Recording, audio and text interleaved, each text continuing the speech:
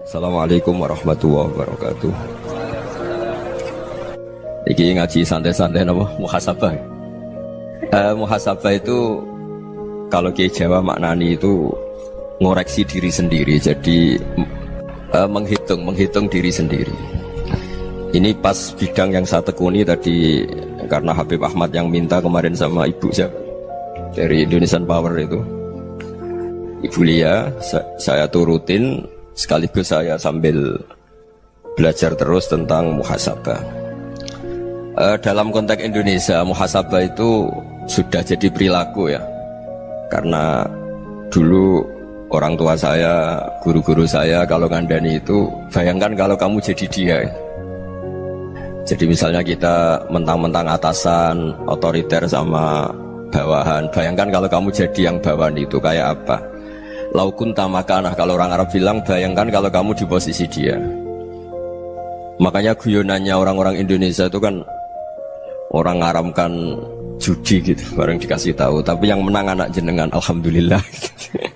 Ternyata ngaramkan itu karena ada anaknya. Kalau anaknya yang menang ya seneng. Meskipun itu guyonan, tapi saya punya padanan itu dalam kitab hikam.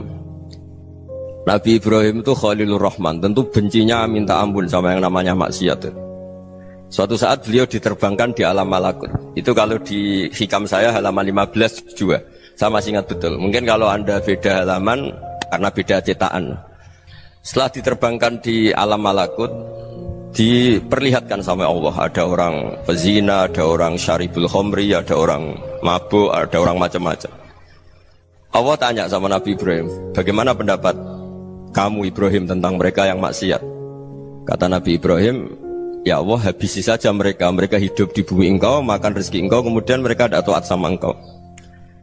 Singkat cerita di fase itu, saya ulang lagi di fase itu, Allah nurutin sampai sekian peristiwa, mungkin 3 atau 4. Sudah, setelah sekian tahun Nabi Ibrahim lupa peristiwa itu, kemudian beliau diminta menyembelih anaknya. Ini versi kitab hikam. Memang versinya banyak tentang kenapa Nabi Ibrahim disuruh menyembelih anaknya. Ketika mau menyembelih anaknya, Nabi Ibrahim ragu. Huwa samratu fuadi, anak saya ini buah hati saya, kenapa engkau suruh menyembelih? Terus kata Allah, apa kamu tidak ingat ketika kamu saya angkat di alam malakut, kemudian kamu usul bunuh-bunuh, saya tidak mempertimbangkan usul Anda, tapi kenapa sekarang saya merintahkan kamu mikir gitu? Terus, ya karena ini anak saya ya Allah. Terus kata Allah, rumang samu wong sumpukon mata ini gak gawean kau sing gawe kowe enak wae usul mata ini. Sebenarnya saya yang bikin, kemudian Anda enak aja usul membunuh. Semenjak itu Nabi Ibrahim itu di eranya itu asfaqun nas, orang paling sayang sama manusia. Karena kadang kita keras itu ya kebetulan tuh udah anak kita, ada keluarga kita. Cara orang Jawa itu kan gitu ya, kalau ada perempuan terus macak yang macam-macam pakai sepeda motor cowok, terus wah itu luput suwuk, semoga-moga gini. Tapi setelah dikasih tahu, niku ponakane jenengan, semoga-moga selamat.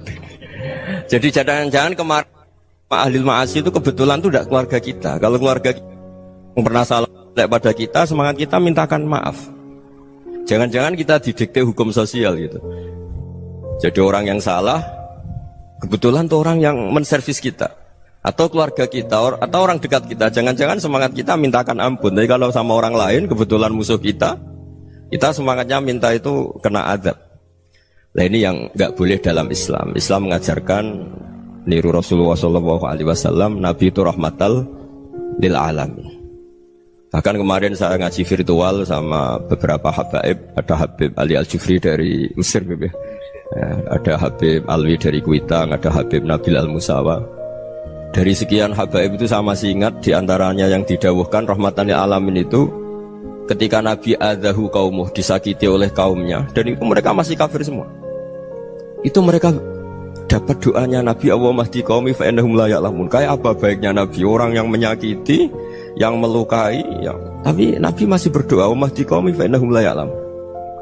Sayyidina Umar dapat doanya Nabi itu ya khina kana kafiran, ketika masih kafir didoakan, Allahumma aizzal Islam bi Umar. Itu ketika masih kafir. Itu pelajaran bagi kita bahwa yang sedang tidak cocok pun itu berdapat doa kita. Ya doa supaya kondisi kita baik, hari tambah baik. Karena agama ini Saya berkali-kali bilang limangka nayarjuwa wal yaumal akhir. Agama ini diperuntukkan bagi yang selalu punya harapan pada Allah Subhanahu wa taala. Saya cerita muhasabah ini tentang hubungan kita dengan Allah. Di Indonesia itu banyak orang fasik, banyak orang nakal. Ya di mana-mana orang nakal itu ya mayoritas, wa aksaruhum fasikun. Tapi berkahnya harapan. Mungkin saya kira nakal sok benda, mungkin saya kira sholat sok ben sholat, mungkin sekarang belum sakhok, belum dermawan, suatu saat dermawan. Barokahnya itu kefasikan ini dianggap sementara, sedang fasik, sedang tidak benar. Karena kiai-kiai kita, para guru-guru kita, para habaib utamanya itu mesti bilang semoga husnul khotimah. Nah barokahnya doa itu semoga husnul khotimah itu menjadikan satu pola sosial. Yang sedang fasik ini masih diharapkan jadi lebih baik, jadi lebih. Sehingga kita tidak ngambil sikap ekstrim, yang ingin menghabisi atau ingin mengadili, tidak. Karena selalu kita punya harapan. Dan agama ini limangka nerjuwa wal yaumal akhir. Bayangkan itu kalau yang nakal itu anak kamu. Pasti kamu nggak ingin kan langsung dapat azab, dapat apa. Padahal kita semua jadi tokoh ini abul kulli, bapak dari semuanya. Sehingga ketika Rasulullah SAW jalan-jalan kemudian melihat perempuan sedang menyalakan api. Kalau apinya mati ditiup, anaknya dijauhkan. Nanti kalau sudah jauh dari api, anaknya digendong lagi. Terus kata Rasulullah, matur ke semua sahabat, Aro'aitum anna hadih tarihatan waladaha alan nar. Apa kamu berpendapat bahwa perempuan ini akan melemparkan anaknya ke neraka? Tidak ya Rasulullah. Tidak akan seorang ibu melemparkan anaknya ke api. Terus kata Rasulullah, Allahu arhamu min hadih biwaladiha. Allah lebih rahman, lebih rahim dibanding orang tua ini kepada anaknya. Ini yang harus kita kenalkan terus, kita kampanyakan terus, supaya orang hubungannya dengan Allah itu nyaman, asik. Sehingga dengan demikian selalu ada harapan bahwa yang sedang nakal ini suatu saat tobat. Kita tidak boleh menghukumi pasti begini, pasti gini, itu tidak wilayah kita. Itu juga yang dicontohkan Rasulullah SAW. Secara lahir Nabi itu nggak berkenan sama Wahsy, karena Wahsy itu salahnya salah fatal karena membunuh ahabban nasi ila Rasulillah, yaitu membunuh Sayyid Hamzah. Jadi ketika Wahsy tobat, Nabi itu terima tobatnya. Dan ketika beliau dengan basariyahnya nggak siap ketemu Wahsy karena harus ingat Sayyid Hamzah, basariyahnya diturutin. Oke, kamu iman saya turutin, tapi jangan sering ketemu saya. Karena kalau ketemu kamu saya masih ingat sama paman saya Sayyid Hamzah. Kita bisa ngelola seperti itu. Kita tidak cocok sama orang, bagaimanapun mereka umat Rasulullah SAW, kita tetap mencintai mereka. Misalnya kalau beda agama, mereka sama-sama orang Indonesia, kita mencintai mereka atas nama warga Indonesia. Tapi kalau misalnya potongannya ora cocok, beda kultur, bawaannya itu mangkelno cara Jawa, ya bisa diilmoni, jangan ketemu. Wong sudah tidak cocok, ingin ketemu nyari solusi. Roh ini tok seneng itu kan ya repot itu. Ya sudah kalau nggak pati cocok ya jangan sering ketemu. Dan itu kita bisa memanage seperti itu tuh bisa. Saya berkali-kali cerita tentang Imam Syafi'i. Kalau dikasih tahu ya Imam Abu Abdillah, panggilannya Imam Syafi'i, tetangga anda ini ternyata banyak yang nggak senang anda. Jawabnya beliau senang. Ya bagus kalau nggak senang saya, ndak utang saya katanya. Jadi gara-gara saman seneng aku ngatur aku ini kan. Dan mungkin saman rasa seneng kan ya enak. Jadi hidup itu dianggap happy. Kalau seneng ya teman silaturahim, kalau nggak seneng ya nggak bakal utang gitu. Baru kayak rasa seneng itu nggak ganggu. Gitu. Jadi dulu itu orang bisa ngelola seneng tidak seneng itu bisa. Karena ada kearifan hubungan dengan Allah Subhanahu wa taala. Hidupnya selesai karena masyghul bi dzikrillah, mereka sibuk dengan Allah. Makanya kata ulama-ulama tasawuf, kamu jangan melihat manusia perilakunya, tapi kamu juga harus ingat yang gerakkan semua itu Allah Subhanahu wa taala. Dengan demikian kita farah, kita senang. Makanya Nabi kalau ngutus Anas bin Malik kemudian nggak kesampaian yang diinginkan karena Anas main. Ketika garwa-garwani Nabi agak tersinggung, Nabi andaikan Allah menghendaki yang saya inginkan kesampaian, pasti itu kesampaian.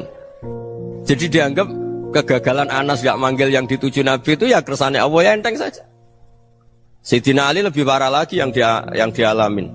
Itu dalam beliau kalau dipanggil itu gak cepet-cepet ke sana. Ketika ditanya, kenapa kamu tak panggil gak cepet ke saya? Amin tu ukubatak, karena aku tahu engkau orang baik. Orang baik itu pemaaf. Jadi makanya orang-orang soleh dulu itu bodoni itu. Makanya sekarang kalau ada orang bodoni itu mesti dibidik orang soleh. Kalau orang-orang soleh itu kakean husnudzon akhirnya sering dibodonin. Abdullah bin Umar itu masyhur itu. Kalau ada budaknya sering sholat, sergap sholat itu dimerdekakan. Akhirnya enggak sholat-sholat pun pura-pura sholat. Akhirnya juga dimerdekakan. Ketika ditanya, kenapa engkau merdekakan? Padahal mereka sholatnya menipu engkau, kata pembisik-pembisik itu. Man khoda'ana lillah in khoda'na lah. Dia nipu atas nama Allah, berarti saat tertipu juga atas nama Allah. Enggak masalah dong, semuanya demi Allah Subhanahu wa ta'ala. Jadi ketika kita ketemu mensifati Allah Ta'ala itu ghafir, Allah pemaaf. Jangan kamu nggak fair untuk diri kamu nyifati Allah ghafir, pada orang lain Allah kamu sifati syadidul iqab. Jadi Allah kamu atur, kayak MC tadi ngatur saya. Jadi Allah itu apa? Kalau pada saya ghafir, kalau pada musuh saya syadidul iqab. Itu nggak fair. Kalau Anda punya harapan kepada Allah karena Allah Rahman Rahim, Allah ghafir, sebenarnya Allah pada musuh kita ya bisa saja Allah ghafir, bisa saja Allah Rahman Rahim. Sehingga kita melihat orang lain yang kita tidak cocok itu ya enteng saja. Itu min ummati Rasulillah sing tanaluhu syafa'atu, tanaluhu sa'atu rahmati, tanaluhu fair. Jangan dengan kita kayak mesti dapat rahmat.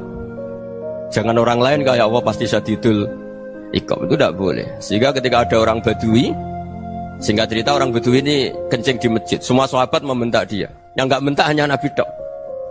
Saking mangkelnya orang ini karena semua sahabat bentak kecuali Nabi. Setelah dibenarin Nabi, terus Nabi nyuruh sabbu ali dhanuban min ma'in. Setelah disucikan masjid itu, dia berdoa keras sekali.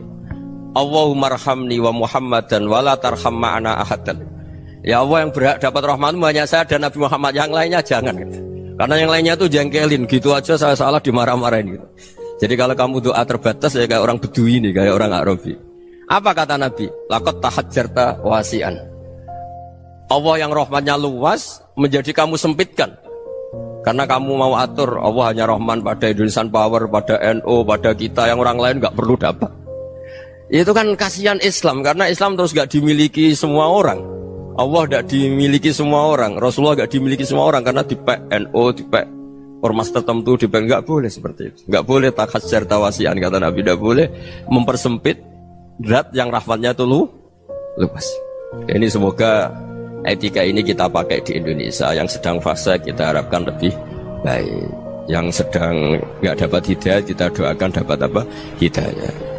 Masyhur kan, makanya tadi saya mohon sama Habib Ali supaya Habib Ahmad supaya tetap mahalul qiyam tabaruk sama Habib Ali. Di antara doa-doa di Simtud Duror masyhur itu antuqa bilal mudhniba minnah bil ghufran wal musi'a bil ihsan. Jadi harapannya para habaib, para orang-orang baik dulu ya, semoga yang dosa itu dimaafkan, yang sedang salah dibuka, bikin lebih baik. Nabi itu tugasnya juga gitu. Wastaghfir li dzambika walil mu'minina wal mu'minat. Nabi itu tugasnya juga memintakan ampun yang sedang salah. Nah ini cobalah jadi etika kita, muhasabah kita. Jadi muhasabah itu cara berpikir kita set, kita pikir ulang. Ternyata semangatnya seorang nabi itu wastaghfir li dzambika walil mu'minun. Semangatnya itu memintakan ampun. Orang ahli tafsir tahu semua kalau Nabi itu tidak mungkin dosa. Jadi itu khitabun Nabi wa urida bihi ummatu, itu khitab Nabi, tapi yang dimaksud itu umatnya, karena Nabi tidak akan mengalami dzambun, tidak akan mengalami dosa. Sekarang enggak, kadang-kadang kita ini kalau orang lain salah itu semangat. Kalau di perusahaan ada teman salah, apalagi pimpinan salah itu seneng, barokahnya salah bisa ganti kan gitu. Ya, jadi kalau mungkin di dunia tokoh juga gitu, barokahnya ada tokoh salah, kita yang jadi populer sendiri, tidak boleh seperti itu. Kita harus salimus sodri di jami'il muslimin. Jadi ini harus dilatih. Saya tadi matur sama Habib Ahmad, latihan kita jadi hidup. Nabi itu kalau resep jadi wali itu kata Nabi gampang. Kata Nabi, kalau kamu ingin disenangin Allah, ya sudah. Kalau kamu asbahta wa amseta gini-gini, perasaan kamu, kata Nabi, jangan punya perasaan ghil sama orang muslimin. Itu sudah wadzalika min sunnati. Makanya Nabi ngendikan la yablughni ahadun an ahadin syai'an. Ada yang baca la yuballighni ahadun an ahadin syai'an. Seseorang jangan melaporkan ke saya tentang salahnya yang lain. Fa inni akhruju ilaikum wa ana salimus sadri. Karena saya ingin ketemu sampean semua dalam keadaan salimus sadri, tidak punya perasaan apa-apa. Karena kalau nurutin pembisik, nurutin informasi itu ya repot, karena orang pasti sepihak. Ada kiai yang top datang ke kampung-kampung ning desa-desa, kata yang seneng itu punya akhlak. Wah itu bagus orang besar datang ke kampung-kampung. Kata yang nggak seneng, Oh itu jobnya kayak kecil kok diambil, itu kan ya kasihan itu kan sudut pandang. Makanya saya sering bilang akal kita ini cukup untuk mentasdik Rasulullah SAW. Meskipun perasaan kita kadang orang Jawa itu beda. Saya berkali-kali bilang sama peneliti dari Jogja, kenapa sih Gus para nabi itu kok poligami istrinya banyak? Nabi Dawud katanya itu berapa? Nabi Sulaiman malah jumlahnya agak terbatas ini. Nabi Muhammad itu paling sedikit. Saya tanya gini, perempuan itu orang lemah, jadi kalau nolong orang satu gimana baik, kalau nolong orang dua ya lebih baik, ya sudah kira-kira seperti itu. Paling tidak akal kita masih tahu kalau orang baik itu kan mesti baik, nolong orang satu baik, nolong orang dua ya lebih baik, nolong orang tiga lebih baik. Tapi kalau kamu orang nggak baik, satu saja kamu terlantarin, kamu miskinkan, kamu ya tinggal diukur kan. Kalau orang baik nambah baik, tapi kalau orang buruk tambah buruk. Nah itu akal kita bisa menganalisis kenapa sih nikah itu ada yang poligami, ada yang enggak. Sudah ukur saja diri kamu. Misalnya kayak saya elek keriting, rabi terus, memperbanyak wong elek, orang perilaku netok, raine dadi elek kabeh. Tapi nak kowe ku ganteng, alim, ganteng, sugih, anake ganteng-ganteng, berhubung kowe saleh ahli swarga kabeh, mertua yo bangga karena karir kamu meyakinkan. Ini mertua kamu aja gak bangga mau nambah. Ipar gak bangga, mertua gak bangga, desa kamu yang kamu wayai juga gak beda dengan Nabi ketika nikah Juwairiyah itu gak ada pernikahan sebarokah Nabi dengan Juwairiyah itu Azharu Rasulillah. Di situ habis perang banyak tawanan, gara-gara jadi besanya Nabi langsung dibebaskan semua karena Azharu Rasulillah. Sekarang besanya Kanjeng Nabi. Dulu Abu Sufyan mangkalnya bukan main sama Nabi, gara-gara putrinya dinikah terus langsung jadi. Kalau kamu kan enggak, nikah satu, nikah lagi, satu kampung musuhi kamu karena istri pertama ya cemburu, yang kedua agak bangga. Wah itu selesai itu di dunia wal akhirah. Maksud saya nganalisis Islam itu harus pakai akal. Dan akal yang dipakai, ini saya bawa ke kitab Ihya, adalah pikiran-pikiran para ulama. Makanya ketika Imam Ghazali ketika ditanya fakaifa bi muslimin fasikin asawaha fi jami'i amri, kalau kalian ketemu orang fasik, orang Islam tapi fasik, perilakunya nggak ada yang benar. Kata Imam Ghazali jawabnya lucu, aneh. Mamin muslimin illa wa islamuhu ta'ah. Tidak ada orang Islam kecuali dia mau Islam, membenarkan Allah dan Rasul itu sudah taatnya dia. Kok kamu tidak bisa melihat taatnya dia?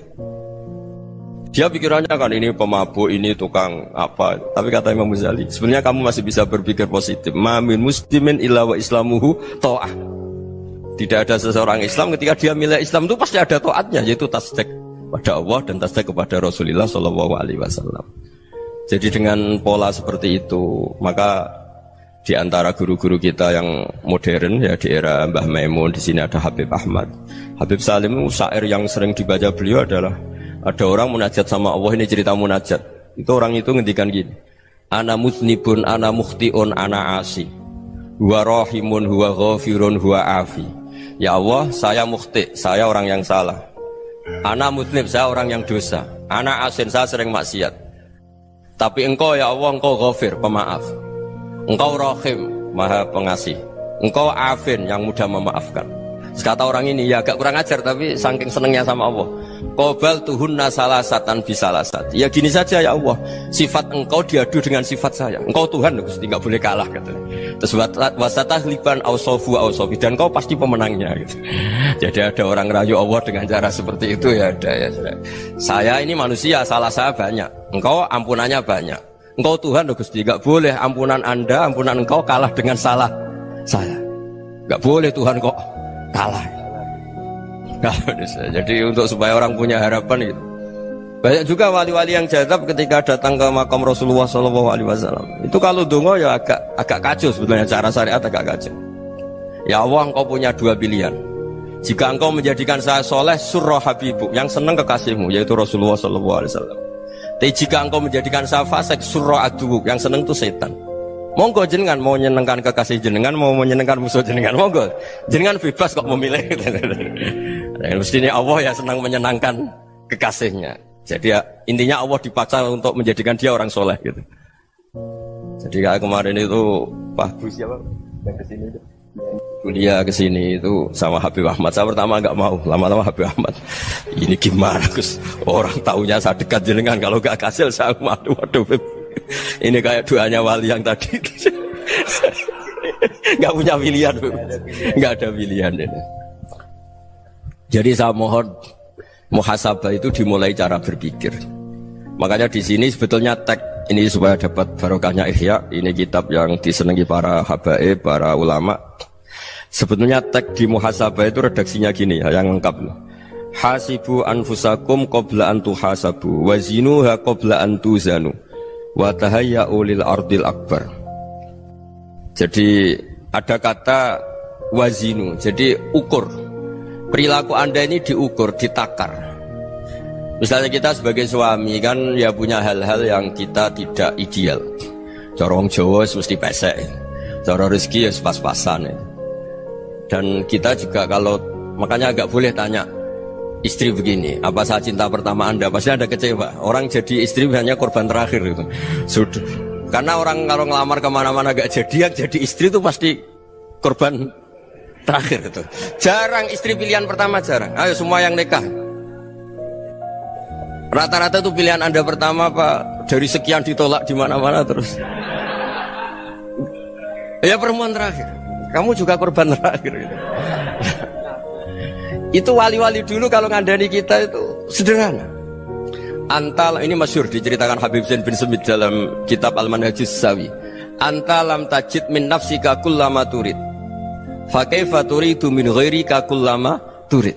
Kamu yang ingin ideal saja, kamu tidak menemukan pada diri kamu untuk menjadi ideal. Kamu kan ingin ganteng, ingin punya uang banyak, ingin perilaku Anda sempurna. Anda saja yang punya keinginan tidak bisa mewujudkan keinginan Anda sendiri. Fakaifa turidu min ghairika ma turid. Jadi antalam tajid min nafsika kullama turid. Fakaifa turidu min ghairika kullama turid. Kamu yang punya keinginan saja. Misalnya saya ingin punya uang banyak, perilaku saya selalu benar, gak pernah salah. Loh, saya yang ingin saja dengan diri saya gak bisa untuk benar terus. Kok kamu berharap orang lain selalu benar? Jadi antalam tajid ya sama. Kalau kamu menuntut istri kamu itu ramah, neriman, apa kamu neriman sama wajah istri Anda gitu? Engkau ya pola neng dindi jajaki sana jajaki sini, kamu sendiri tidak tahu apa. Jadi itu nasihat yang luar biasa. Antalam tajid min nafsika kullama turid, fa kaifa turidu min ghairika kullama turid. Kamu mau menghormati semua orang? Tidak mau kan? Kemudian Anda berharap semua orang menghormati kamu. Kamu tidak ingin kan orang lain semua menghujat kamu. Sementara kamu enak aja menghujat orang lain. Makanya Rasulullah SAW luar biasa ketika bikin kaidah sosial. Apa la yu'minu ahadukum hatta yuhibba li akhihi ma yuhibbu li nafsihi. Jadi kalau ukuran iman itu sederhana. Kalau sesuatu itu baik, nyaman bagi Anda ya bayangkan itu pada teman Anda. Misalnya Anda bangun tidur sudah acak-acakan, gak punya uang, utang jatuh tempo, kan gak ingin ketemu orang. Ya kamu jangan bertamu ke jenis ini, karena dengan kamu yang alami juga gak siap ketemu orang. Makanya ada Habib Alim itu dilapuri sama seseorang. Beb, dulu teman saya itu ketika saya kaya itu sering main ke saya. Setelah saya miskin, mereka tidak main ke saya. Kata Habib itu bagus, sunnaul begitu itu bagus. Coba kalau kamu dulu kaya, teman kamu main kan kamu gaya, di rumah ada makanan, bisa hormat tamu. Setelah kamu miskin jadi buruh manol di pasar atau buruh bikin boto, teman kamu datang, malu enggak kamu? Mendingan enggak datang gitu. Akhirnya baru, oh ya alhamdulillah kalau gitu. Loh iya kan dulu teman kita datang, kita ada Alphard, istri cantik, rumah bagus. Lah kita miskin, buruhnya orang pas dibentak-bentak, teman kamu udah datang. Milih datang apa enggak kalau setelah kamu jatuh? Enggak kan? Jadi barokahnya ilmu itu terus. Ya, tapi kadang-kadang orang tuh, wah setelah saya miskin teman-teman enggak kasih ke sini. Ya kalau kamu sudah jatuh, teman-teman kamu ke situ jadi tontonan. Ya mulai sekarang cara berpikir itu dirubah. Dulu yang namanya kiai itu kalau diundang orang itu ya agak-agak senang. Semenjak saya itu agak rubah. Mengundang kiai, ngatur kiai itu tak haram-haramkan ya ada lumayan lah sekarang itu sudah mulai agak beretika. Dulu itu ngundang tuh tanggalnya ditentukan, jamnya ditentukan. Enggak mikir apa kiai saat itu nganggur, enggak. Punya wadifah, enggak. Dia milih tanggal yang dia nganggur, enggak mikir pas itu kiainya nganggur apa. Enggak. Ya saya hanya cerita aja, kamu tersinggung ya monggo, boten ya monggo itu kan.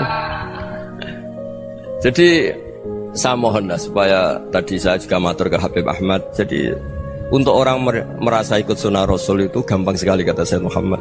Dulu Nabi berpakaian ala daerahnya. Kalau mikot ya pakai mikotu baladi. Karena Nabi orang Madinah dan beliau berdomisili di Madinah ya misalnya mikotnya dari Bir Ali misalnya.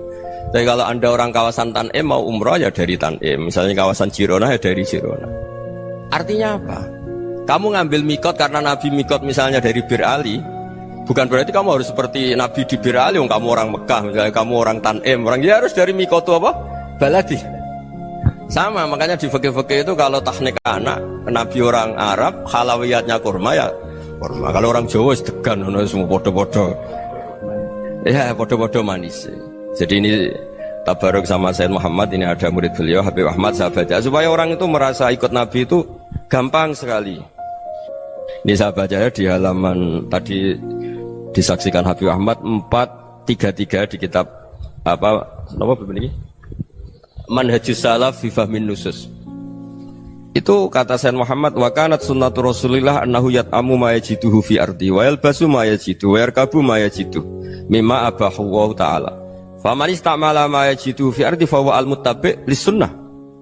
Kama anau hajjal baita min madinati faman hajjal baita min madinati nafsih fa huwa al-muttabi' lisunnah wa illam takun hadhil madinatu tilka. Jadi intinya misalnya Nabi dulu itu ngasih sedekah kepada fakir miskin ya pakai dinar dirham. Ya kalau orang misalnya sedekah pakai rupiah ya sudah ikut sunnah Nabi. Jangan lu Nabi pakai dinar loh, kamu kok pakai rupiah. Dulu dinarnya Nabi udah ada tulisannya Bank Indonesia, kamu ada tulisannya Bank. Ya tidak ada seperti itu. Ya jadi misalnya Nabi sedekah pakai tamar atau pakai al-aqid, ya kita pakai beras, pakai apa supaya orang tuh bahwa Rasulullah itu milik kafatal linnas, milik semuanya, sehingga merasa ikut sunnah Nabi itu ya semuanya. Makanya dulu Mbah Mun kalau motivasi saya supaya bombong, kalau orang Jawa bilang bombong, wong Jawa mesti ono wong alim. Beliau menyontohkan mas itu Mbah Fadol, Senori, Mbah Ihsan Jambes itu bisa ngarang-ngarang kitab luar biasa, padahal beliau bukan orang Arab. Imam Sibawai itu orang Persia, Imam Ghazali orang Tus itu juga ikut Persia. Kata Imam Mun, wong sing ora Arab lah mesti untuk jatah alim kata beliau. Karena Nabi itu diutus kafatal linnas. Nanti kalau orang yang alim itu Arab tok, berarti tidak ada perwakilan dari Afrika, dari Asia Tenggara, dari mana-mana. Makanya karena Nabi statusnya itu kafatal linnas. Jadi kita harus bangga sebagai Muslim, sebagai orang Indonesia karena misalnya Wali Kutub. Dulu terkenalnya hanya ada di Yaman, di mana. Ternyata pernah ada juga di Indonesia dan seperti Habib Abu Bakar Segaf Gresik. Jadi ya akhirnya kan tetap orang Indonesia meskipun beliau zuriyah Rasul kan ya sudah orang apa? Orang Indonesia. Zuriyahnya Habib Ali Sentuduror sekarang di Solo.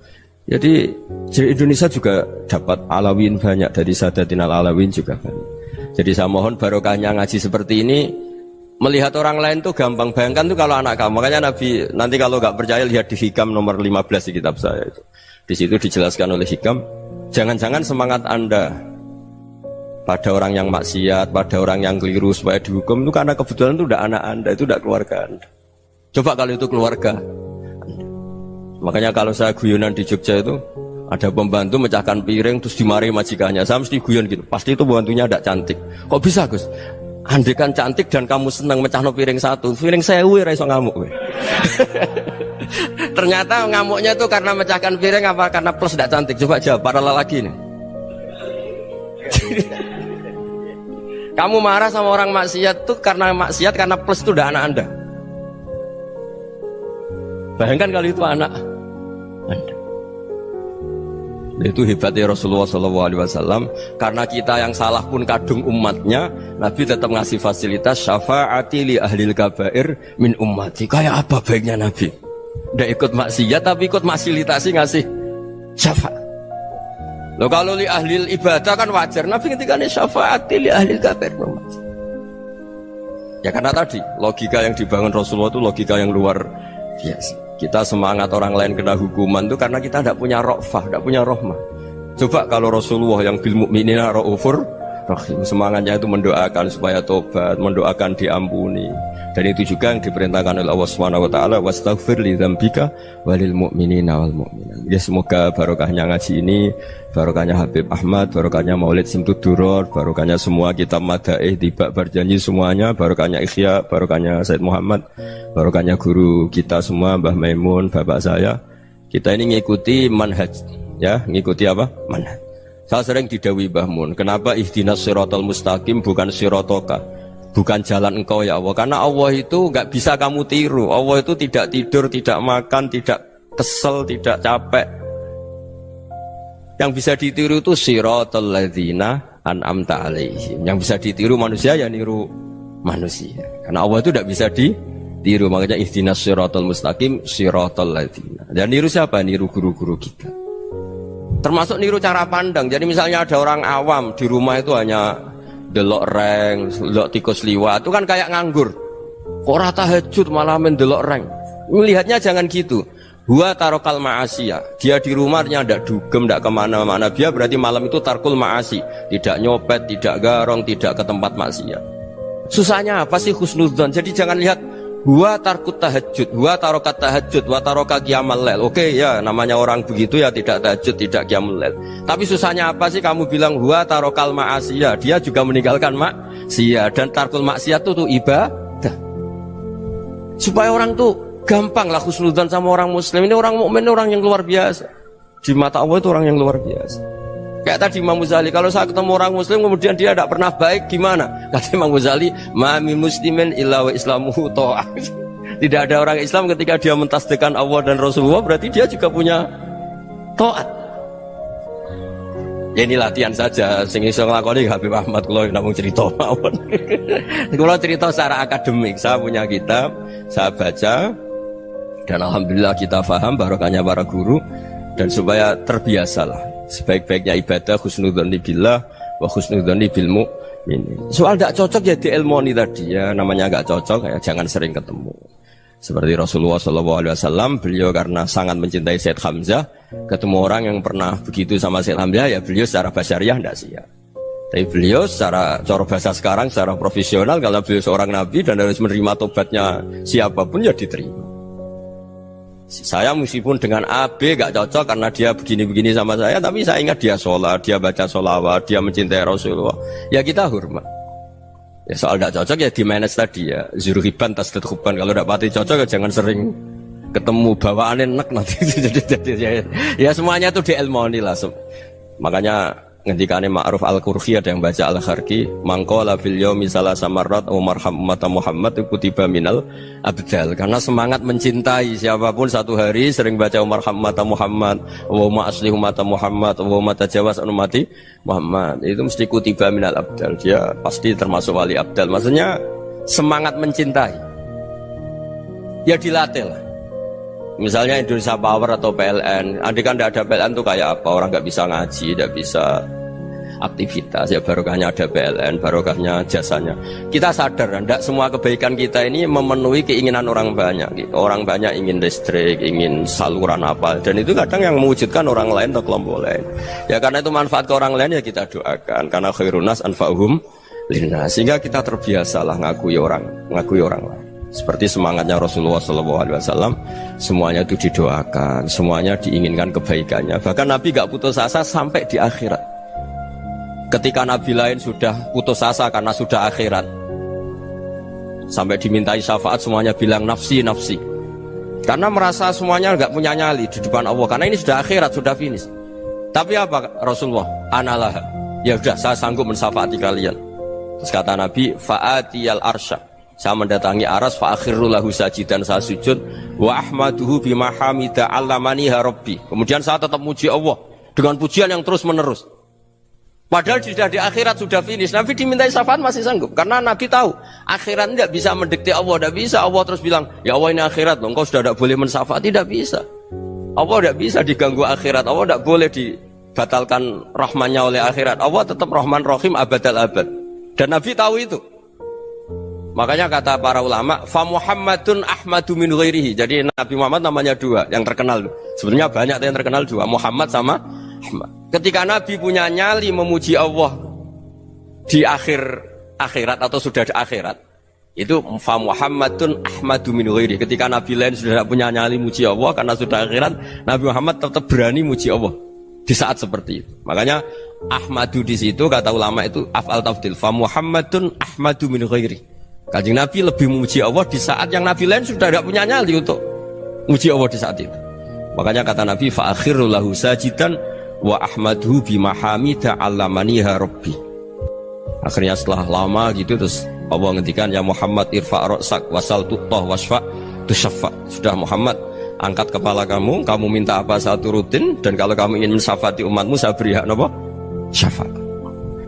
Nah, semoga semangat itu juga menjadikan kita munajat bahwa rahmat Allah tidak terbatas, harapan juga tidak terbatas. Mungkin yang sedang nakal ya kita katakan sedang, jangan terus kamu pastikan wah ini mesti suul khotimah, mesti tidak orang baik.